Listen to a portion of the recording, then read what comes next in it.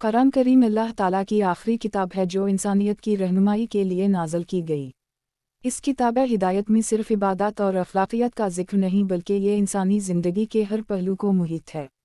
جدید دور میں جب سائنس نے بے شمار انکشافات کیے تو اہل علم حیرت زدہ رہ گئے کہ قرآن نے ان تمام حقائق کی طرف صدیوں پہلے اشارہ فرما دیا تھا جب دنیا ابھی ان باتوں کو سمجھنے کی ابتدائی سیڑھی پر بھی نہ تھی۔ یہ معجزہ صرف اللہ کی کتاب کا ہی ہو سکتا ہے کہ وہ انسان کی عقل و فکر کو چیلنج کرے اور ہر دور کے انسان کو حیرت میں ڈال دے۔ قرآن میں زمین واؤ آسمان، چاند واؤ سورج، سمندر واؤ پہاڑ، انسانی تخلیق، نباتات، جانوروں اور کہکشاؤں سے متعلق وہ سائنسی معلومات موجود ہیں جو انسان نے حالیہ چند صدیوں میں دریافت کی ہیں۔ یہ کیسے ممکن ہے کہ ایک امی نبی صلی اللہ علیہ وسلم جو کسی مدرسے یا یونیورسٹی میں تعلیم یافتہ نہیں تھے وہ حقائق بیان کریں جن تک سائنس کو پہنچنے میں 1400 سال لگے؟ یہ بات ہی اس کتاب کی الہی حیثیت کا منہ بولتا ثبوت ہے۔ جب ہم قرآن کی آیات کو غور سے پڑھتے ہیں تو زمین کے گرد گھومنے، سیاروں کی حرکت، چاند کی منزلیں، زمین کے اندر خزانہ، پانی کے چکر، انسان کی پیدائش کے مراحل اور دیگر سائنسی اشارے واضح طور پر نظر آتے ہیں۔ قرآن کی ان آیات کو جب ہم موجودہ سائنسی دریافتوں سے جوڑتے ہیں تو عقل دنگ رہ جاتی ہے۔ مثال کے طور پر قرآن کہتا ہے کہ سورج اور چاند اپنے اپنے مدار میں گردش کرتے ہیں۔ آج سائنس کہتی ہے کہ سورج بھی ایک مقررہ مدار میں حرکت کرتا ہے اور تمام سیارے بھی اپنے مدار میں گردش کرتے ہیں۔ یہ حقیقت 20ویں صدی میں دریافت ہوئی مگر قرآن نے صدیوں پہلے یہ بات بیان کر دی۔ اسی طرح اللہ فرماتا ہے کہ اور ہم نے ہر چیز کو پانی سے پیدا کیا۔ سائنس آج کہتی ہے کہ زندگی کی بنیاد پانی ہے اور تمام جانداروں کے جسم میں پانی کی ایک بڑی مقدار پائی جاتی ہے۔ قرآن کی یہ پیشگوئی آج کے جدید ترین سائنسدانوں کو حیرت میں ڈالتی ہے۔ ایک اور حیران کن سائنسی نکتہ انسان کی پیدائش سے متعلق ہے۔ قرآن میں انسان کی تخلیق کے مراحل کو نہایت باریکی سے بیان کیا گیا ہے کہ انتفاع، علقہ، مضغہ، ہڈیوں اور گوشت، یہ سب مراحل آج سائنسی طور پر تصدیق شدہ ہیں۔ ڈاکٹر کیتھ مور جیسے غیر مسلم سائنسدانوں نے قرآن کے ان بیانات پر تحقیق کی اور اعتراف کیا کہ قرآن میں انسانی تخلیق کا بیان ایک سائنسی معجزہ ہے۔ انہوں نے کہا کہ یہ علم کسی عام انسان کے بس کی بات نہیں، یہ ضرور کسی ماورائے عقل ہستی کا کلام ہے۔ قرآن میں یہ بھی بیان کیا گیا ہے کہ پہاڑ زمین کے لیے محکوم یعنی کیلوں کی طرح ہیں۔ سائنس بھی کہتی ہے کہ پہاڑ زمین کو استحکام دیتے ہیں اور ان کی جڑیں زمین کے اندر گہری ہوتی ہیں جیسے کوئی کیل زمین میں گاڑی ہو۔ اس حقیقت کو ہم آج ٹیکٹونک پلیٹس کی سائنس میں جانتے ہیں مگر قرآن نے اسے 1400 سال پہلے بیان کر دیا۔ اسی طرح قرآن کہتا ہے کہ انسان کو مٹی سے پیدا کیا گیا ہے اور سائنس یہ ثابت کر چکی ہے کہ انسانی جسم میں وہ تمام عناصر پائے جاتے ہیں جو زمین کی مٹی میں موجود ہیں۔ کاربن، کیلشیم، آئرن، زنک وغیرہ سب وہی اجزاء ہیں جو زمین کی سطح میں پائے جاتے ہیں۔ اس سے ظاہر ہوتا ہے کہ قرآن کا ہر لفظ حق اور سچائی پر مبنی ہے۔ قرآن میں آسمانوں کی ساخت کا بھی ذکر موجود ہے۔ اللہ فرماتا ہے کہ ہم نے آسمان کو ایک محفوظ چھت بنایا۔ سائنس کہتی ہے کہ اوزون کی تہ زمین کو سورج کی مضر شعاعوں سے محفوظ رکھتی ہے۔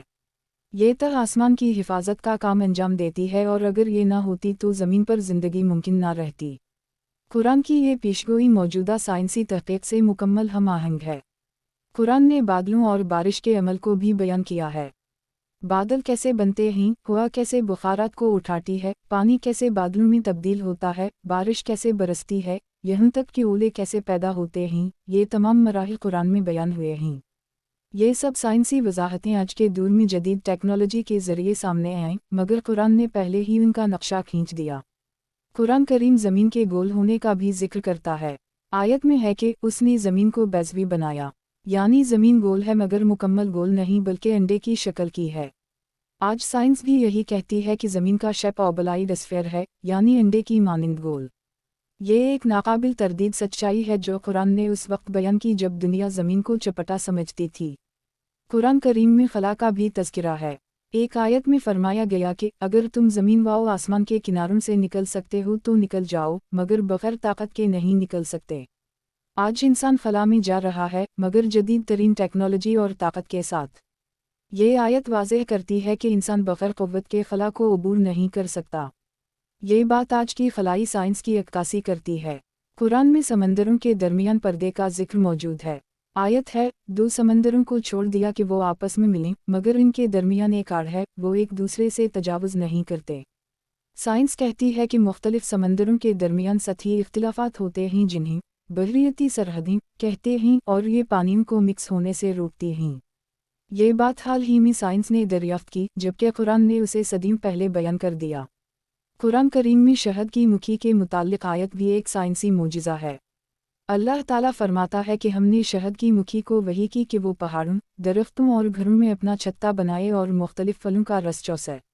साइंस आज ये कहती है कि शहद की मुखी वाकई मखसूस रास्तों पर चलती है और मखसूस तरतीब के मुताबिक रस चूस कर शहद बनाती है। ये सब कुछ उसके जीनियाती कोड में मौजूद होता है, जैसे अल्लाह की तरफ से हिदायत हो। कुरान के इस बयान को आज की हयातियाती साइंस भी तस्लीम करती है। उसी तरह कुरान में ज़मीन की तहों का जिक्र भी हैरानकुन है। अल्लाह फरमाता है कि ज़मीन में 7 तहें हैं। साइंस भी कहती है कि ज़मीन में कोर, मैंटल और क्रस्ट के अलावा भी तहें मौजूद हैं और अगर तफसील से देखा जाए तो उनकी तादाद 7 बनती है। ये साइंसी मुजिज़ा कुरान के हक़ होने का एक और सबूत है। कुरान ने इल्म फ़ल्कियात में भी हमें हैरत में डाल दिया है। कुरान कहता है कि हर आसमान की अपनी रोशनी है, चंद की रोशनी आर्जी है जबकि सूरज की रोशनी अपनी है। आज की साइंस कहती है कि सूरज की रोशनी अपनी है जबकि चंद सूरज की रोशनी को मुनकिस करता है। ये हैरत अंगेज़ सच्चाइयाँ कुरान में वजाहत के साथ मौजूद हैं। कुरान करीम की एक और हैरत अंगेज़ पेशगोई समंदर की गहराइयों से मुताल्लिक है। अल्लाह फरमाता है कि उनके आमाल ऐसे हैं जैसे गहरे समंदर की अंधीर नगरी, जिसे कई लहरों ने ढंप रखा हो और फिर इस पर बादल छाए हों। साइंस कहती है कि समंदर के नीचे कई तहें होती हैं, रोशनी की कमी की वजह से नीचे अंधेरा छा जाता है और कुछ हिस्सों तक रोशनी पहुंच ही नहीं पाती। ये तफसील कुरान में मौजूद है जबकि उस दूर में इंसान के पास गहरे समंदरों तक पहुंचने का कोई ज़रिया ना था। कुरान करीम हमें बताता है कि इंसान की उंगलियों के निशान मुनफरिद होते हैं। अल्लाह फरमाता है कि हम क़यामत के दिन उनकी उंगलियों के निशानात तक दोबारा बना देंगे। ये बात जदीद फिंगरप्रिंट साइंस से साबित हो चुकी है कि हर इंसान के फिंगर पैटर्न्स अलग होते हैं। पुलिस, अदालत और सिक्योरिटी निज़ाम उसी बुनियाद पर काम करते हैं।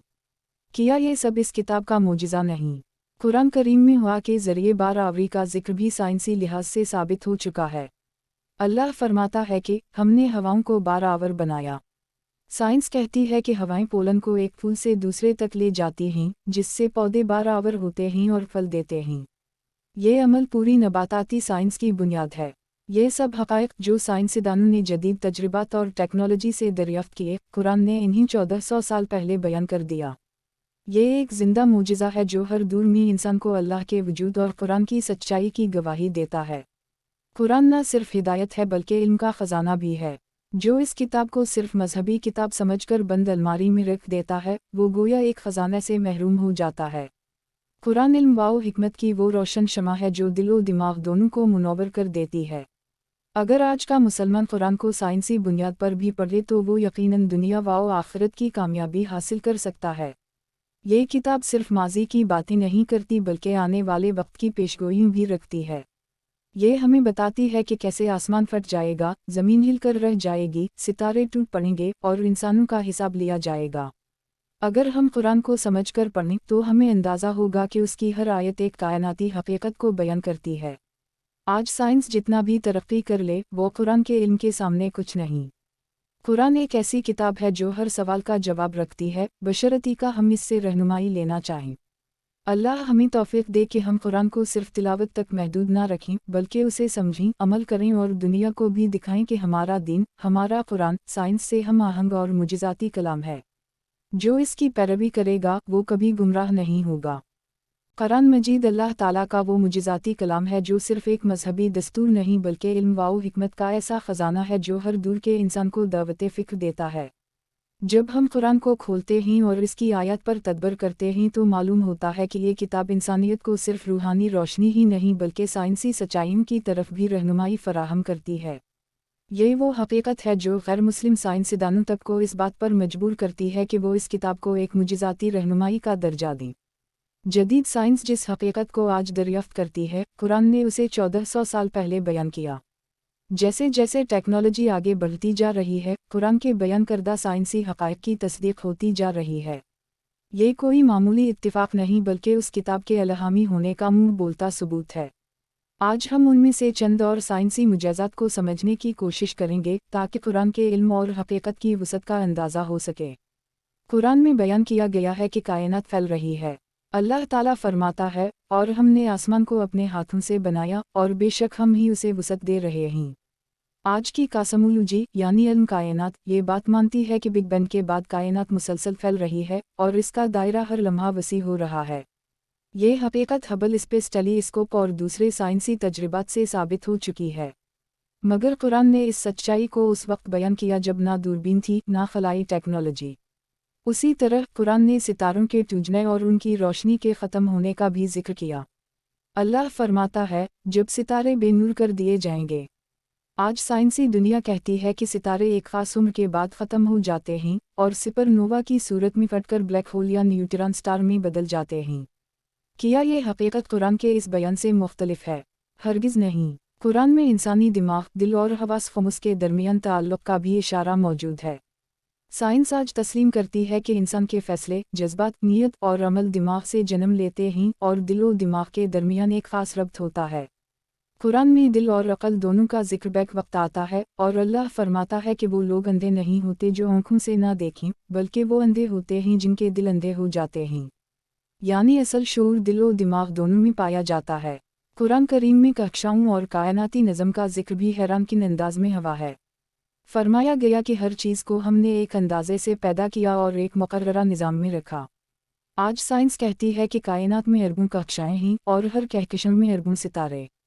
یہ سب ایک باقاعدہ نظام کے تحت گردش کر رہے ہیں۔ یہ نظام ایسا ہے کہ اگر ایک سیارہ بھی اپنے مدار سے ہٹ جائے تو تباہی آ سکتی ہے۔ قرآن کا یہ بیان اس نظام کائنات کی عکاسی کرتا ہے جو انسانی عقل کی حدود سے باہر ہے۔ قرآن میں زمین کے اندر موجود خزانوں کا ذکر بھی پایا جاتا ہے۔ فرمایا گیا، اور جو کچھ زمین میں ہے ہم نے تمہارے لیے نکالا۔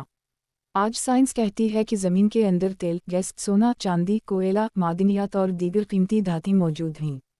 یہ سب قدرت کے عطا کردہ خزانہ ہیں جنہیں انسان نے حالیہ صدیوں میں دریافت کیا، مگر قرآن نے ان کا ذکر پہلے ہی کر دیا تھا۔ قرآن یہ بھی کہتا ہے کہ پہاڑ زمین کو ہلنے سے روکتے ہیں۔ سائنس کہتی ہے کہ پہاڑ زمین کی ٹیکٹونک پلیٹس کو استحکام دیتے ہیں۔ بغیر پہاڑوں کے زمین مسلسل حرکت میں رہتی اور زلزلے عام ہوتے۔ پہاڑ زمین کے لیے ایک حفاظتی ڈھال کی حیثیت رکھتے ہیں۔ قرآن نے انہیں اوتاد یعنی کیل کہا ہے جو زمین کو جمع دیتے ہیں۔ ایک اور سائنسی نکتہ جو قرآن میں بیان ہوا وہ یہ ہے کہ ہر جاندار کو جوڑا جوڑا پیدا کیا گیا ہے۔ یہ سچائی جینیٹکس اور بائیولوجی کی بنیاد ہے۔ نر و مادہ کا تصور صرف انسانوں تک محدود نہیں بلکہ نباتات، حشرات، جانور اور یہاں تک کہ مالیکیولز کی سطح پر بھی پایا جاتا ہے۔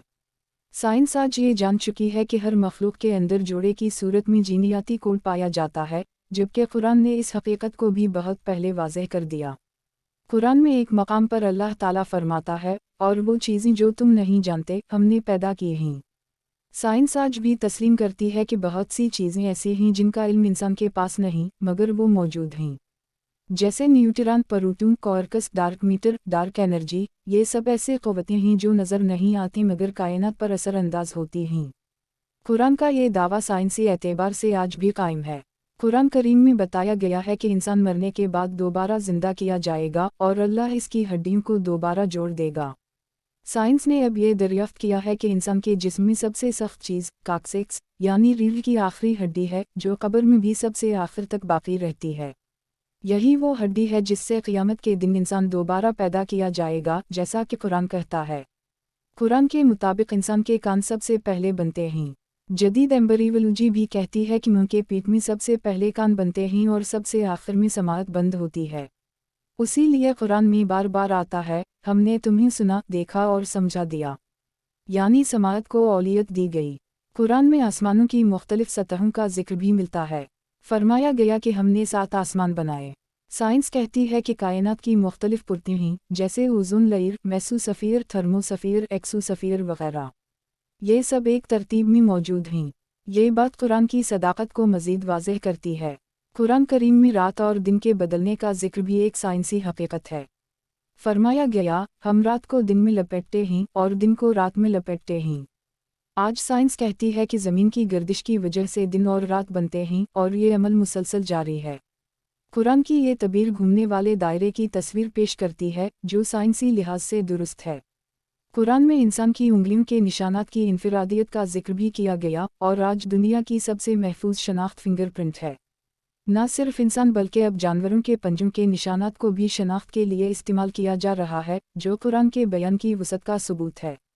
जब हम इन तमाम हक़ाइक़ को यकजा करते हैं तो वाज़ेह होता है कि कुरान कोई आम किताब नहीं बल्कि हर दूर के इंसान के लिए इल्म, हिदायत, रोशनी और सच्चाई का मरकज़ है। ये वो कलाम है जो साइंसदानों को हैरत में डाल देता है, फ़लसफ़ियों को सोचने पर मजबूर करता है और आम इंसान को अल्लाह की अज़मत पर ईमान लाने की दावत देता है। यह कुरान सिर्फ तिलावत के लिए नहीं बल्कि तदब्बर के लिए है। हमें इस किताब को समझना होगा, उसकी साइंसी, रूहानी और मुआशरती जहत को जानना होगा ताकि हम इस दुनिया में भी सुरखरू हो जाएं और आखिरत में भी कामयाबी हासिल करें। अगर हम आज कुरान की तरफ रुजू करें, इस पर अमल करें और उसे दुनिया के सामने एक मुजिज़ाती कलाम के तौर पर पेश करें, तो कोई वजह नहीं कि इस्लाम फिर से दुनिया की क़यादत ना करे।